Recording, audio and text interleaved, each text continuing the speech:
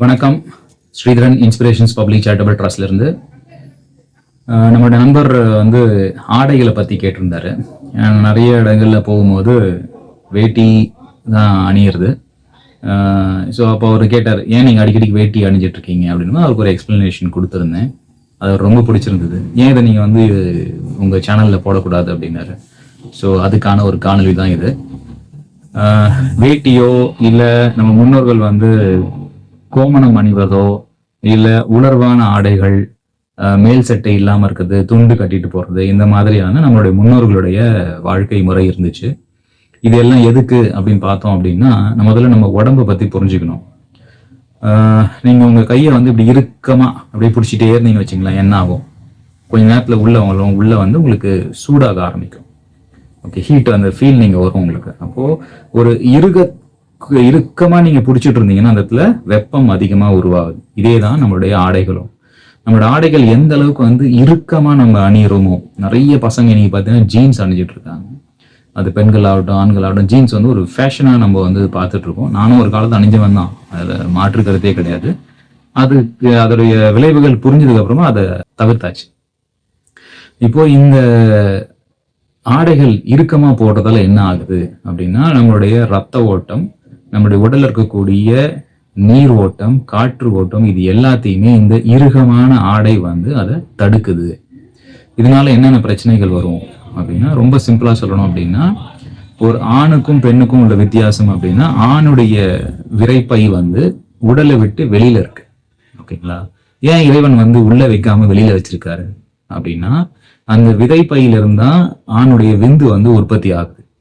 அந்த விந்து கொஞ்சம் உஷ்ணம் அதிகமானா கூட அது நீர்த்து போயிடும். உதாரணம், ஒரு மனிதனுடைய உடலுடைய வெப்பம் 37 டிகிரி செல்சியஸ். ஓகேங்களா? சதாரணமா எப்பவுமே 37 டிகிரி செல்சியஸ்ல உடம்புக்குள்ள வெப்பம் இருந்துகிட்டே இருக்கு. அந்த வெப்பம் அந்த விந்தை அழிச்சிடும் உள்ளே இருந்துச்சுன்னா. அப்போ இறைவன் என்ன பண்றாருன்னா, அதை உற்பத்தி பண்ணி வைக்கக்கூடிய அந்த விதைப்பைய வெளியில வைக்கிறார்.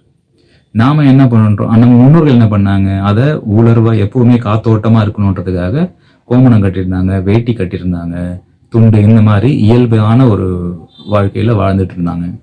இன்னைக்கு நம்ம வேலைக்கு போறோம், வேற வழி இல்லாம நம்ம பேண்ட் போட வேண்டியதா இருக்கு.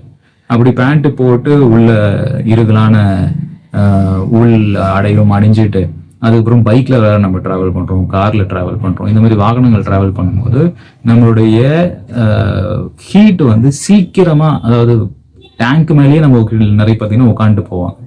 அந்த ஹீட் ஈஸியா நம்மளுடைய விதைப்பைய ரீச் ஆகி அதனுடைய உயிர் சக்தி அது அழிச்சிடும். ஸோ இது ஒரு முக்கியமான காரணம் நம்ம இன்னைக்கு நிறைய பேருக்கு குழந்தை இல்லாம இருக்கிறது. அதே மாதிரி ஆஃபீஸ் போனாங்கன்னா ஒரே இடத்துல உட்காந்துட்டு ரொம்ப நேரமா வேலை செஞ்சுக்கிட்டே இருக்கிறது. அப்போ என்ன, முன்னாடி சொன்ன மாதிரி தான், இப்படி இருக்க பிடிச்சாலும் இப்படி அழுத்தி ஒண்ணு மேல ஒண்ணு நீங்க கையை வச்சாலுமே, இதே நீங்க ஆசனம் வச்சுங்க, சேர் மேல உட்காந்துருக்கீங்க, ரொம்ப நேரமா உட்காந்துருக்கீங்கன்னா அந்த இடத்துல ஆட்டோமேட்டிக்கா ஹீட் ஜென்ரேட் ஆகும். அந்த ஹீட் எங்க போகும்? ஆட்டோமேட்டிக்கா உங்க உடம்பு தான் அப்சர்வ் ஆகும். அப்போ இந்த ஹீட்டு உங்களுடைய உயிர் சக்தியை அது கேலி பண்ணிடும். அதனால ஹீட்டை அவாய்ட் பண்ணணும் அப்படிங்கிறதுக்கு தான் நம்ம முன்னோர்கள் அடிக்கடி எண்ணெய் தேய்ச்சி குளிப்பாங்க. இந்த எண்ணெய் தேய்ச்சி குளிக்கிற பழக்கம் இன்னைக்கு ரொம்ப ரொம்ப ரொம்ப குறைஞ்சி போச்சு. தலைக்கு எண்ணெய் வைக்கிறது, எண்ணெய் தேய்ச்சி குளிக்கிறது, இதெல்லாம் ரொம்ப குறைஞ்சி போச்சு. ஆயில் புல்லிங் நீங்க பண்ணலாம். நைட்டு படுக்கும்போது கண்ணு 2 விளக்கு எண்ணெய் விட்டுட்டு படுக்கிறது, தொப்புல எண்ணெய் விட்டுட்டு படுக்கிறது, உச்சந்தலையில எண்ணெய் வைக்கிறது, உள்ளங்காலில் எண்ணெய் வைக்கிறது, இதெல்லாம் முன்னோர்கள் ஃபாலோ பண்ண அருமையான டெக்னிக் உடம்புல இருந்து ஹீட்டை குறைக்கிறதுக்கு. இன்னைக்கு அதை நம்ம பண்றோமா அப்படின்னா கிடையாது. தயவு செய்து இதை நீங்க ஃபாலோ பண்ணுங்க. உடம்புல கூடிய ஹீட்டை குறைக்கிறதுக்கான வழிகளை முயற்சி பண்ணுங்க. முடிந்த வரைக்கும் நம்மளுடைய பாரம்பரிய உடைகளான உலர்வான ஆடைகள், அதாவது மேல் சட்டையும் லூஸாகவும் போடுற வேட்டியும் லூஸா இருக்க மாதிரி நீங்க போட்டீங்கன்னா, உள்ள போடக்கூடிய உள்ள ஆடையும் லூஸா இருக்கணும், காத்தோட்டமா இருக்க மாதிரி போட்டீங்க அப்படின்னா ஹீட் ஜென்ரேட் ஆகாது, நல்ல ஆரோக்கியமா இருக்கலாம். நன்றி.